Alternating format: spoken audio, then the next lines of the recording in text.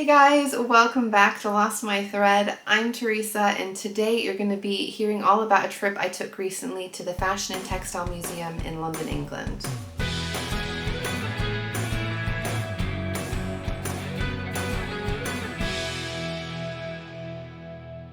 So last week my husband and I went out on a little day trip. It was actually our first time out as a couple since COVID started. So we were trying to work back when we had last been out together somewhere, just the two of us, and it was actually November 2019.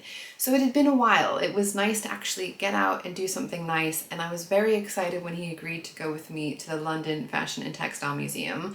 We've been living in London since, well, I've been living in London since 2003, and this was actually my first time going to this museum. So it was definitely a good one to go to. It was pretty small and friendly. It was near London Bridge, so a nice part of London, right in central London.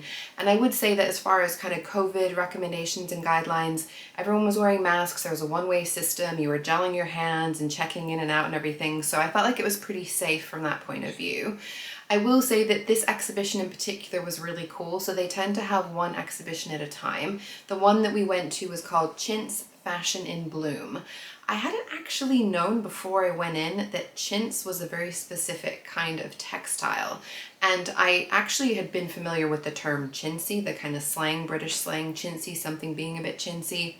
Usually that refers to something that's kind of tacky, a bit gaudy, a lot of floral prints and a lot of just really complex prints, often different ones put together. So I think about, like, say someone who's got a chintzy house might have a floral curtains and sofa and possibly even rug, and these things might not exactly go together terribly well, just kind of clashing patterns and stuff. This was my idea of what chintzy was before I went in, but it was definitely a lot more than that. So chintz fabric was made in India, or what is now known as India, back in the 1500s to the 1800s. It was fabric that was 100% cotton, so calico fabric, a fairly structured, robust kind of a fabric with all kinds of incredible dyes printed all over it. So quite often these things were block printed, so there were actually some incredible blocks that I was able to see at the museum where you could see the hand-carved blocks that people had made, some really intricate, incredible designs that they then printed onto the fabrics, often using lots of different colors as well, layering those colors up with a bit of a wax coating in between. The thing that makes this fabric really special is the actual dyes that were used. So the colors that they're able to get are just amazing. We saw some really beautiful colored fabrics. That the reds were absolutely stunning. These really bold, bright reds, blues as well. It was more of an indigo kind of a color, probably actually indigo dye back from the day. And the colors as they came through were just so beautiful, the way they contrasted against each other. There's some really beautiful greens as well. So often kind of pinks against greens were really cool to see. I think the thing that made them really special, like I said, it was the dyes, because they were actually only able to make them in that part of the world. So the way they made these dyes was actually by using some of the elements from the soil and also the plants that grew in the area. And you're not going to have the same soil and the same plants in different parts of the world. So they were really only able to create this kind of textile specifically in India. So these fabrics do usually have a lot of floral prints, a lot of kind of leaves intertwining and swirling around, and these fabrics were actually imported into Europe by the Portuguese and the Dutch in the 1600s. When they first came into Europe in general, they were initially used more for like upholstery, so sofas, chairs, cushions, curtains, that kind of a thing. And at some point it's believed that the maidservants were actually the ones who started taking that fabric and making garments out of it. So more like a petticoat undergarment kind of thing. But eventually it became popular across classes, across ages and genders. So it was really cool to see different garments really for different kinds of people to wear as well. I will say that the things that we saw, rather than just the textile, but the actual garments that were made, they were more kind of 1800s, so from 1700 to 18th century rather, so from 1700s to 1800s, though there were a few things that were a bit older as well. But it was cool to see that different fashion element as well, so how these garments or how this textile was used to make these garments was really incredible to see. There is a dark part to the history of this fabric that I don't think you can really ignore because it is a part of the history of this textile. So chintz fabric, like I said, it was imported from India into Europe in the 16th century. And then around 1700, both France and England, and I believe Portugal as well, actually banned the import of chintz fabric into their countries. The reason they were banning it was because they were worried about their own textile market, so they had their own homegrown textiles that they were producing and selling. And chintz fabric was becoming so popular, they were worried that they weren't going to be able to sell enough of their own fabrics. But of course, when you put a ban on anything, it only makes it more expensive, more appealing. They're of course going to be importing it through kind of back doors, all kinds of ways that you can access this fabric. And really sadly, this was actually one of the currencies that we know was used to actually buy slaves in Africa to bring to America. So really dark part of the history, but like I said, it is important to actually recognize where this fabric comes from and what it passed through before we're able to see it today.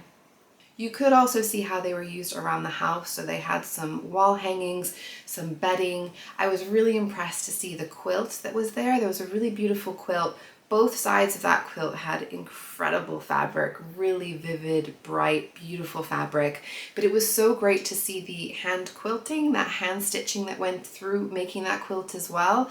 Because these garments and these textiles and things were made so long ago, they were obviously used with really basic handcrafted kind of elements, and that was one of the favorite parts of it for me, just being able to see, as someone who sews, being able to see the sewing that went into these things. They did show some other uses of these fabrics too. So they had some doll clothes that were really cute to see. There was this one doll's dress that was just so beautiful. Honestly, I would have happily worn this dress myself. It was so beautiful, and it was really cool to see just the fashion of the time in a doll. And then they also had these baby clothes as well. So they had some baby jackets and caps, again in the same fabric. So these were all things that were taken from adult clothes that had worn out. They cut out sections of the fabrics that were still in good condition, and they made these babies and doll clothes out of it. And it was really fun to see those baby clothes, just imagining babies from that time wearing that incredible bold print, these incredible vibrant colors. It was really fun. There were a fair amount of child's clothes around in general. There was one jacket in particular that I absolutely loved. So they only showed from the back, the front of it was facing a wall, so you couldn't see quite what the front was like, but you could see what a lot of the similar styles were like. But it was the fabric on this one that absolutely floored me. I loved that really bold red floral print. It was so beautiful, but also just the shape and the style of this jacket. It had that pleat at the back. Everything just looked really crisp, sort of the collar going around. And I really, really would love to have a jacket like this. It kind of had more of a 1960s feel to me, the look of this print and the look of this jacket. But yeah, that was really, really incredible. Something that I saw a lot throughout was actually what I would call a border print, but basically a textile that had a different edge than the main body of the fabric. And they were able to make these really beautiful jackets, but also nightgowns, dresses, using the main body of the fabric. Maybe there was a block print that was a bit more spaced out, that might have been a bit more concentrated down the edge, or it might have been something where it was just a different design down at the bottom edge, but that was something that I saw commonly throughout. Block printing is something that I have definitely considered doing and would like to do at some point. It's not something that I'm necessarily itching to do immediately, but it's really cool to get this inspiration to think about. In my mind, block printing, I would make a design, I would carve a block out of something a bit easier to carve than wood, and then I would just print that design all over that piece of fabric, and then that would be my fabric to work with. But actually, I don't have to just make it an even print throughout. I could use these kinds of elements where I could then think about how I can space that out differently in different sections of the fabric to create a different look. So this is definitely something that I want to do at some point, and I am very happy that I was able to see this to really get those little cogs going in my brain to think about doing it a little bit differently. There was one particular embroidery piece. It was actually a petticoat, so it was under a chintz fabric, but it had a very similar element with that border down at the bottom. And embroidery is another one of those things that I really would like to do at some point. I've played around with embroidery a tiny bit, but not to any huge degree. And I think what I had previously thought I would want to do with embroidery is just maybe do like a little border around a neckline or on a pocket or something like that.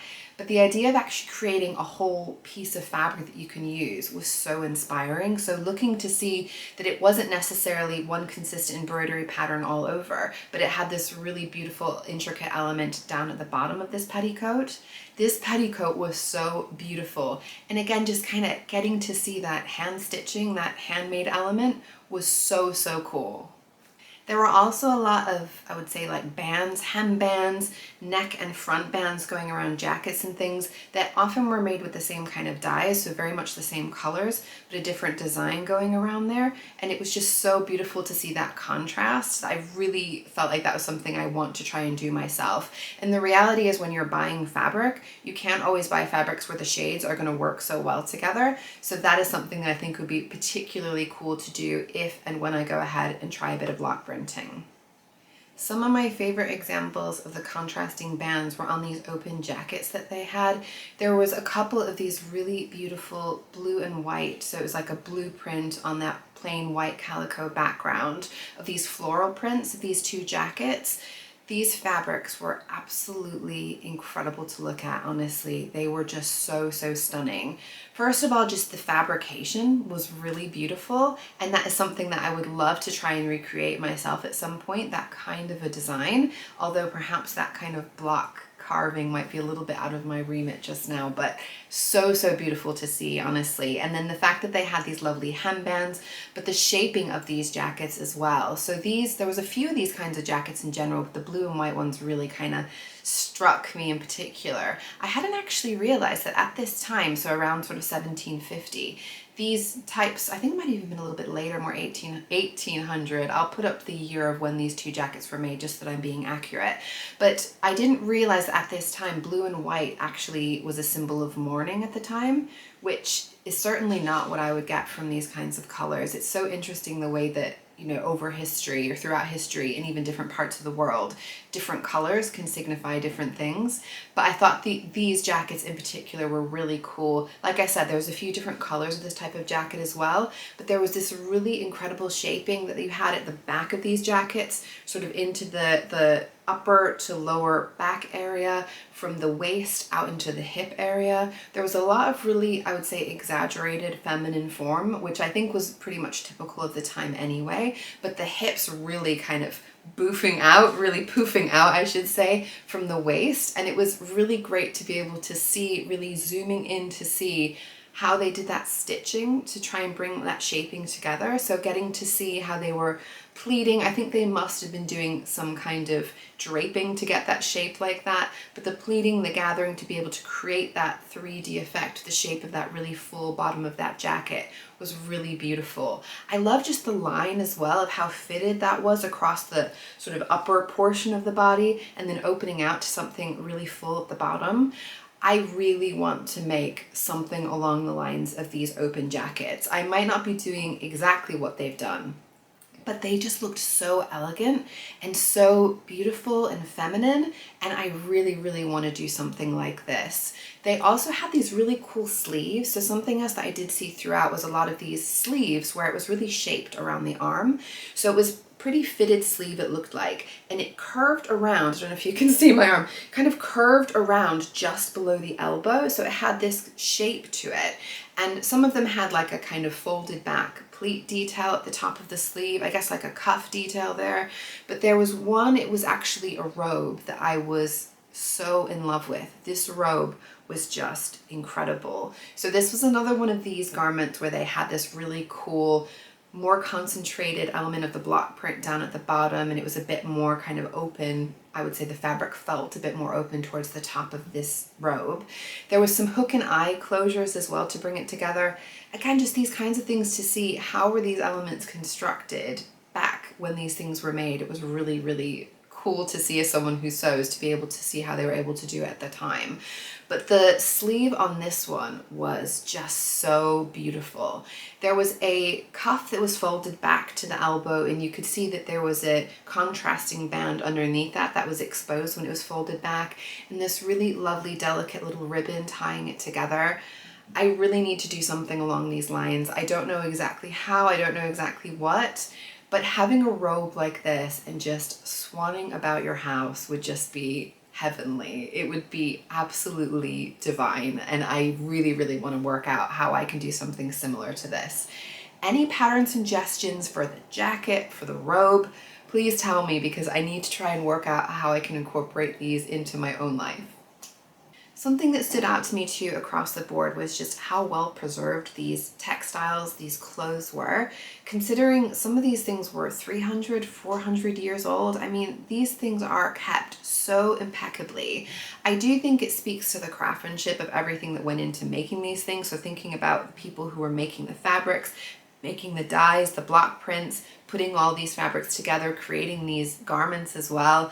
But you have to really appreciate the museum side of actually keeping these things so well preserved and presenting them to us so that we can go and appreciate them. So if you are in London, if you're going to be in London anytime before the 12th of September, I highly recommend checking out this exhibition if you like some of the things that you saw today. There was a ton of stuff. There was no way I was going to be able to show you everything that I saw, but it was just so beautiful to see these things in person.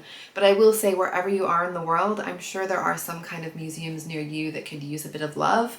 Like everyone, like all of us, all kinds of businesses, everyone's been affected by COVID, by lockdown, by people not being able to go and see their things, being able to appreciate their art. So get out to a museum near you, and I really hope that you enjoyed my video, that you can take a little bit of inspiration from it as well.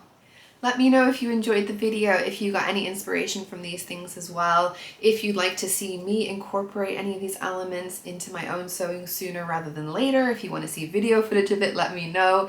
Give me a like as well if you did enjoy the video so that I know that you liked it. Subscribe if you're not already subscribed to my channel if you liked what you saw today, and I will see you all very soon. Bye!